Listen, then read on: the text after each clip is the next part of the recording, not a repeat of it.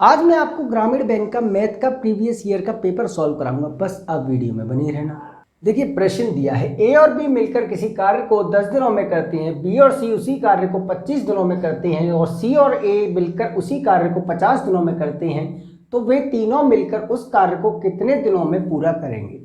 देखिए ए और बी दोनों मिलकर कर रहे हैं कितने, 10 दिन में, 10 दिन। बी और सी दोनों मिलकर कर रहे हैं 25 दिनों में। सी और ए मिलकर 50 दिनों में कर रहे हैं। तो आप इनसे एक कुल कार्य निकाल लेंगे। कुल कार्य क्या होगा, निकालिए। ए प्लस बी, बी प्लस सी और सी प्लस ए। ये 10, ये 25 और ये 50। एलसीएम ले लीजिए तीनों का, 50। यानी ए और बी दोनों मिलके एक दिन में कितना कर रहे हैं, 5। बी और सी एक दिन में कितना कर रहे हैं, 2। सी और ए एक दिन में मिलके दोनों कर रहे हैं, तो एक काम कर रहे हैं। देखिए ए प्लस बी एक दिन में कितना, 5 काम। बी प्लस सी एक दिन में 2 और सी प्लस ए एक दिन में कितना, 1। अगर इन तीनों को मैं ऐड कर दूं तो ट्वाइस ए प्लस बी प्लस सी हो जाएगा। कितना, 5 और 2 7 और 1 8। तो 2 से ये कट जाएगा 4 बार, तो ए प्लस बी प्लस सी कितना हो गया, 4। तीनों मिलके एक दिन में कितना करेंगे, 4। काम करना कितना है उन्हें, 50। तो 50 काम को तीनों मिलके करेंगे तो कितना टाइम लगाएंगे, 25/2 दिन। ये हो जाएगा आपका आंसर। जी हाँ, ये हो जाएगा आपका आंसर। आइए अगले प्रश्न पे चलते हैं। अब देखिए प्रश्न दिया है, एक सुनार एक हार को 15 दिनों में बनाता है, यदि वह उसे 5 दिनों में पूरा करना चाहता है तो उसकी क्षमता में कितने प्रतिशत की वृद्धि होगी।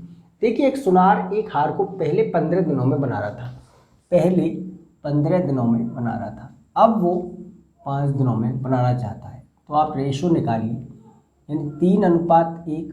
ठीक है, आप एफिशिएंसी क्षमता का रेशो बनाएंगे तो क्या आएगा, 1:3 हो जाएगा।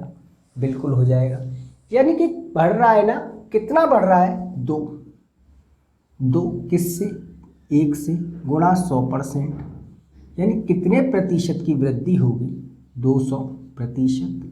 ये हो जाएगा आपका आंसर। जी हाँ, ये हो जाएगा आपका आंसर। आइए अगले प्रश्न पे चलते हैं हम। देखिए प्रश्न दिया है, अमन ने 22,000 रुपये की राशि को 12% प्रतिवर्ष के साधारण ब्याज पर निवेश किया और 15,000 रुपये को 10% वार्षिक चक्रवर्ती ब्याज पर निवेश किया, तो 2 वर्ष में उसके द्वारा कितनी राशि कमाई गई। देखिए 22,000 रुपये वो साधारण ब्याज पर लगा रहा है और 15,000 रुपये चक्रवर्ती ब्याज पर। टाइम आपको दिया है 2 वर्ष दोनों के लिए। देखिए एसआई जब आप निकालेंगे तो आपका प्रिंसिपल क्या है, 22,000। टाइम कितना है, 2 साल। दर कितनी है, 12%। एसआई का फॉर्मूला क्या होता है, PRT/100। पी कितना है, 22,000, 12 गुणा 2/100, 0 0, 22, 220 गुणा 24 कितना हो गया, 24 दूनी 48, 8 4 24 दूनी 48, 48 4 52, 5,280। इतने रुपए उसे क्या मिला, एसआई। तो एसआई मिला, टोटल कितना हुआ उसका, मिला कितना उसे, टोटल 22,000 प्लस 5,280 कितना हो गया, ये 0, ये 8, ये 2, ये 7, ये 2। इतने रुपए उसे 2 साल के बाद एसआई पे जब उसने पैसे लगाए हैं उसे मिले हैं। और सीआई पे जब वो लगा रहा है चक्रवर्ती ब्याज पे, तो प्रिंसिपल क्या होगा, 15,000। रेट कितना है, 10%। टाइम कितना है, टाइम है 2 वर्ष। अमाउंट अगर निकालते हैं तो फॉर्मूला क्या होता है, P1 + R/100 की पावर n, 15,000 रुपये 1 + 10/100 की पावर 2। ये कट गया, कितना आया 15,000, ये कितना 121/100 हो जाएगा। 2 जीरो से 2 जीरो, 15 एकम 15, 5 1 15 दूनी 30, 30 और 1 31, 3, ये 18,150 इतना उसे मिला। यहाँ तक क्लियर है। तो उसे टोटल कितना मिला है, टोटल मिलेगा उसे कितना,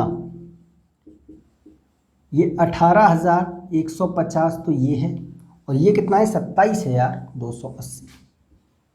दोनों को जोड़ दीजिए, कितना मिलेगा उसे, 0 3 4 5 ये 4, 45,430 रुपये। ये हो जाएगा आपका आंसर। आइए अगले प्रश्न पे चलते हैं। अब देखिए प्रश्न दिया है, 3 वर्ष पूर्व 4 सदस्यों के राजू के परिवार की औसत आयु 14 वर्ष थी। राजू की बेटी के जन्म के बाद आज राजू के परिवार की औसत आयु समान है, तो उसकी बेटी की आयु क्या है। देखिए 3 साल पहले 4 सदस्य थे राजू के परिवार में, उनकी औसत आयु क्या थी, 14 वर्ष। तो 14 वर्ष थी, तो आप पहले थी वो 3 साल पहले, आप प्रेजेंट में निकाल सकते हैं, क्योंकि आपसे कहा है जितनी पहले औसत आयु थी उतनी ही अब है, कितनी, 14 वर्ष। प्रेजेंट में वो कितने के होंगे, देखिए 4 सदस्य, कितनी 14, कितने 56 के तो ये होंगे। अब देखिए 3 वर्ष पहले भी इतने ही थे, तो 3 वर्ष के बाद प्रेजेंट में, 3 वर्ष के बाद 3 × 4 और जुड़ जाएंगे इसमें, कितने 12 हो जाएंगे, यानी ये हो जाएंगे कितने 68 के, टोटल 68 वर्ष के, कितने 4 पीपल।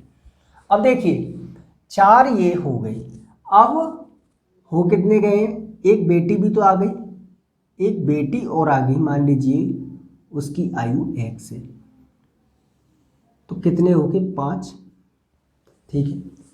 औसत क्या 14, तो 68 + x = 70। तो राजू की बेटी की आयु कितनी, 2 वर्ष हो गई, 2 वर्ष। ये हो गया आपका आंसर।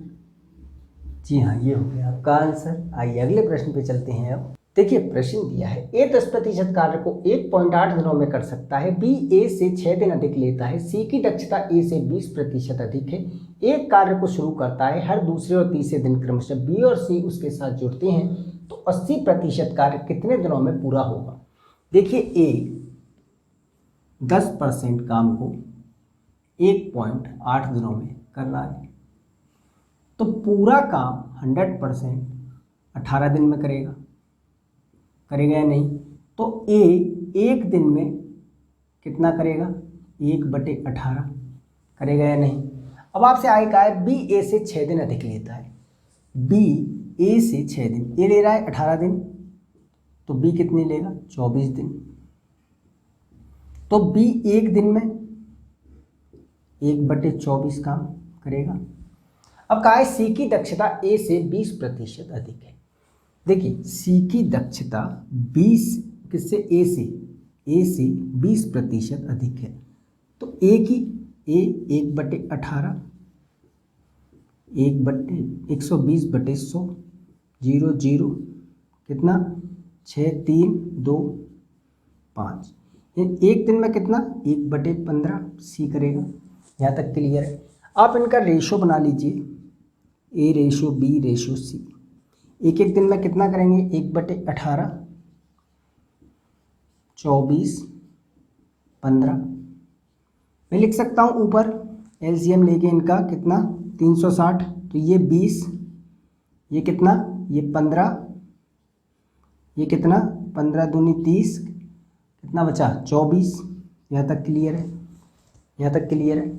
अब आगे क्या करें, देखिए काम कितना है, काम तो आपको पता ही चली गया, कितना 360, कुल कार्य 360। आपसे कहा है 80%, इसका 80% कितना होगा, 80% होगा इसका कितना 48, 8 या 24, 4 28, 288 काम। ये काम करना है ए, बी और सी को। कैसे करना है? ए एक कार्य को शुरू करता है, ए ने शुरू किया। ए कर कितना रहा है? ए कर रहा है 20 काम। पहले दिन ए ने कर दिया, पहले दिन ए ने कर दिया 20 काम, ठीक है। फिर कह रहा है हर दूसरे दिन, मतलब अब दूसरे दिन ए के साथ कौन जुड़ गया? बी जुड़ गया। अब ए प्लस बी हो गए दूसरे दिन, ठीक है। कितना काम होगा? 20 और 15, कितना? 35 काम होगा। यहाँ तक क्लियर है। तीसरे दिन बी की जगह सी जुड़ गया, तो कितना काम होगा? 20, 24, 44, यानी कि 3 दिन का काम कितना हो गया? ये 9, 99 काम हो गया। अब देखिए 3 दिन का इतना हो गया, तो 6 दिन का कितना होगा? 6 दिन का कितना होगा? 99 गुणा 2, 198 काम बचा कितना? 288 में से 198 घटाया तो कितना बचा? 90 काम बचा। 90 काम। अब कौन का नंबर आएगा? अब आएगा ए का नंबर। 7वें दिन ए ने किया 20 काम, ठीक है। अब काम कितना बचा? 70 काम बचा। अब 8वें दिन ए और बी दोनों ने किया, कितना कर दिया उन्होंने? 35 काम। अब काम कितना बचा? अब काम बचा 35, ठीक है ना। 70 में से 35 बचा, 35 काम। अब ये काम करेंगे अगर दोनों 9वें दिन, तो ए और सी करेंगे। बचा काम कितना है? कितना बचा? 35 काम बचा, ठीक है। काम हो कितने दिन चुका है? देखिए 6 दिन ये, 7 और 1 8, 8 दिन तो ये हो गए। अब बचा हुआ काम कौन करेंगे?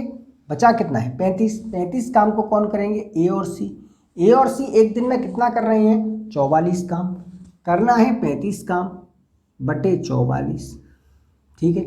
कितना आएगा? 8 सही 35 बटे 44, ये हो जाएगा आपका आंसर।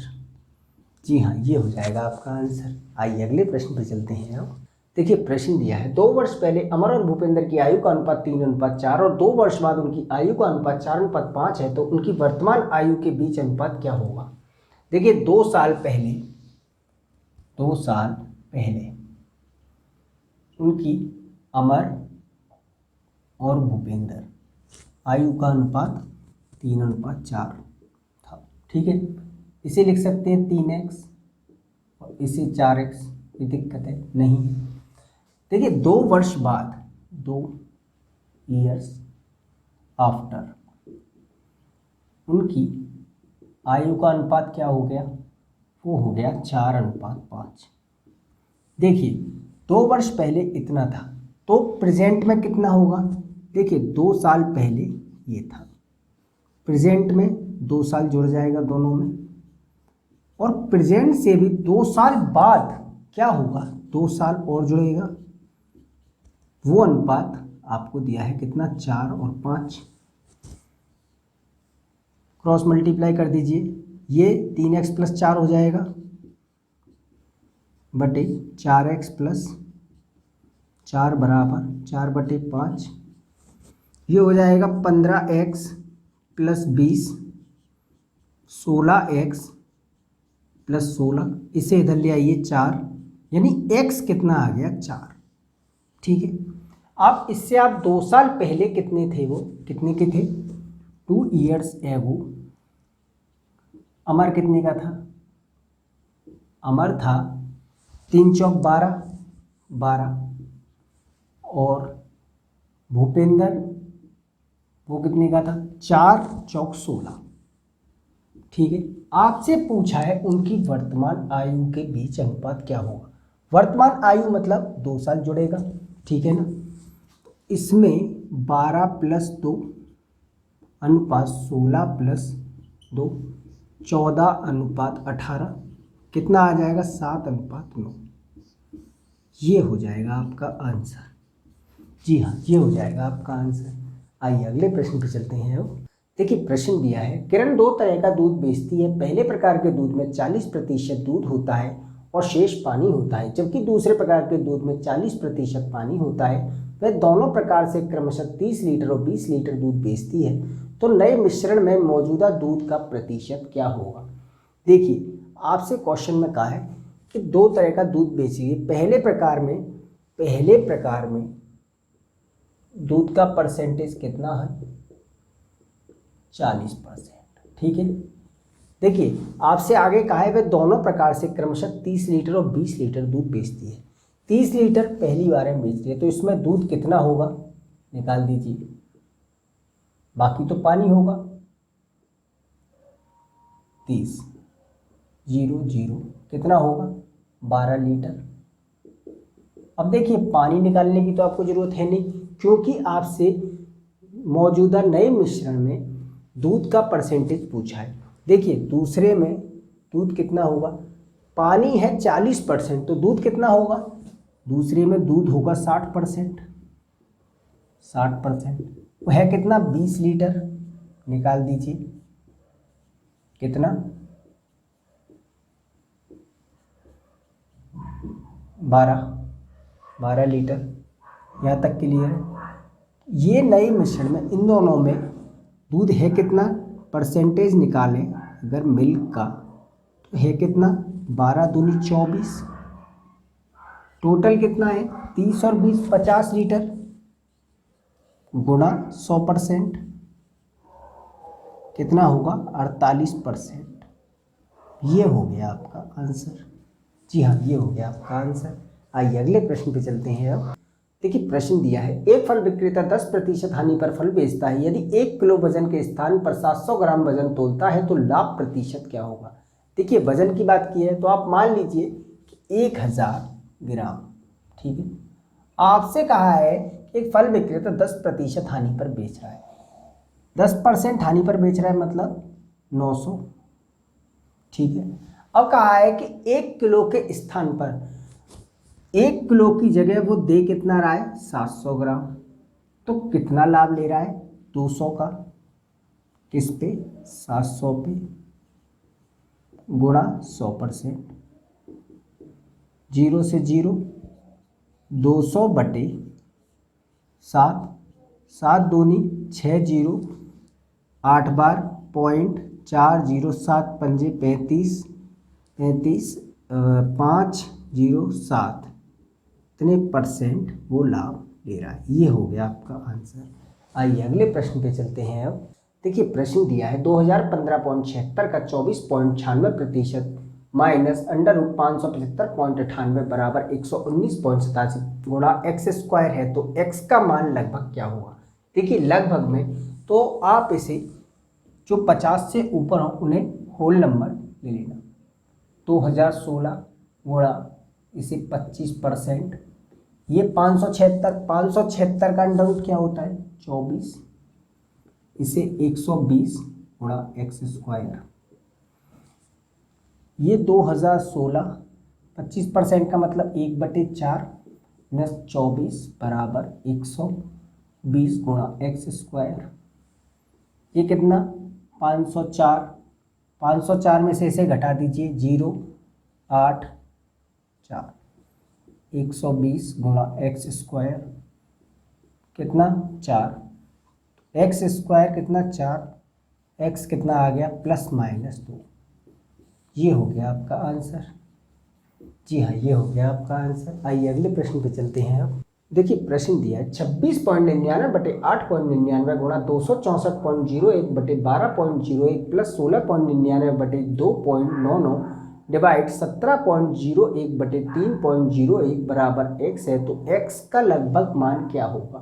देखिए इसे लिख सकते हैं 27, ये 9, इसे 264, ये 12, इसे कितना 17, 3, ये 17, ये 3, ये दोनों तो आपस में कैंसिल हो जाएंगे, बराबर x है। हो जाएंगे या नहीं, बिल्कुल हो जाएंगे। ये 3, ये 4, 4 6 24 कितना 6, ये 66, एक हो जाएगा 66 प्लस 1 कितना बराबर x। तो x कितना आ गया, x आ गया 67। जी हाँ, ये हो गया आपका आंसर। जी हाँ, ये हो गया आपका आंसर। तो ऐसे ही प्रश्न आपके एग्जाम में पूछे जाएंगे। अगर वीडियो आपको अच्छा लगा हो चैनल को सब्सक्राइब करें, कमेंट करके जरूर बताएं। तब तक मैं आपसे मिलता हूँ अपनी अगली वीडियो में। तब तक के लिए धन्यवाद।